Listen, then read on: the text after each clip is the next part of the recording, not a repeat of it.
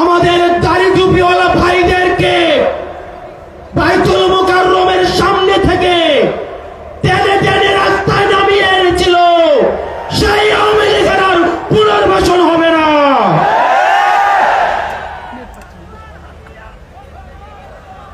প্রিয় সংগ্রামী সহযোদ্ধা, অত্যন্ত পরিতাপের বিষয়, আজকে রাজনীতিবিদ আমাদেরকে বারবার করে মনে করিয়ে দেয় আওয়ামী লীগ নাকি রাজনৈতিক দল, এবং এই রাজনৈতিক দল নিয়ে সিদ্ধান্ত আসার এখতিয়ার নাকি তাদের নেই।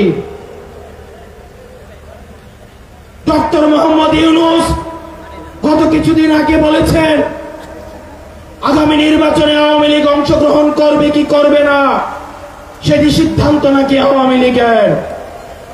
ডক্টর মোহাম্মদ ইউনূস, আপনি ভুলে যাবেন না, আমরা আপনাকে ক্ষমতায় বসিয়ে নির্বাচন করবে কি করবে না। আওয়ামী লীগ মারা গিয়েছে বাংলাদেশে, আর জানাজা হয়েছে দিল্লিতে। আমার ভাই আবরার এবং শহীদ আবু আলিফের রক্তের উপরে পাড়া দিয়ে এই আওয়ামী লীগ বাংলাদেশে আসবে না। এই সংস্কার আমাদের দেশের সবচেয়ে বড় সংস্কার। আওয়ামী লীগ এই বাকশালী দিয়ে আমরা বারবার করে বলতে চাই, আওয়ামী লীগ কোন রাজনৈতিক দল নয়।